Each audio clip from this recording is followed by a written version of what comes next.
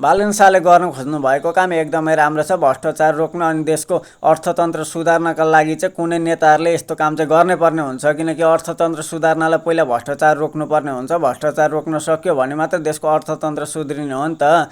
त्यही भएर उहाँले नि सोचेर सम्झेर राम्ररी नै विचार गरेर अगाडि सार्नु भएको होला। अब देशमा यो कदम चालिसकेपछि अलिकति समस्या आउन सक्छ, त्यो समस्यालाई हल गर्न सक्नुभयो भने नि एकदमै राम्रो हुन्छ क्या। देशको अर्थतन्त्र अलिकति अगाडि बढ्न सक्छ। अहिले अब तपाईँहरूले देखिराख्नु भएको छ देशमा कुन अवस्था छ भनेर।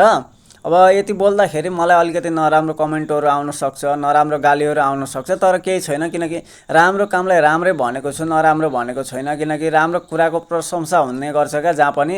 मैले त्यही कुराको प्रशंसा मात्रै गरेको हुँ, त्यस्तो नराम्रो शब्दहरू प्रयोग गरेको छैन मैले। अब तपाईँहरूलाई नराम्रो लाग्छ भने पनि अब तपाईँहरूको विचार हो, किनकि मान्छेको हर जो कोहीको विचार सही हुन्छ भन्ने पनि छैन नि त, कसै कसैको गलत पनि हुनसक्छ। मलाई चाहिँ उहाँको विचारमा एकदम सहमति छु। अब देशमा अर्थतन्त्रलाई रोक्नु छ, अर्थतन्त्रलाई राम्रो सुधार्नु छ भने चाहिँ नि यो कदमलाई अगाडि सार्नै पर्ने हुन्छ क्या। त्यही भएर उहाँलाई अब म त्यो पार्टीको भन्न समर्थन त होइन, तर पनि म उहाँको कामलाई चाहिँ राम्रै भन्छु क्या। हस् त, धन्यवाद।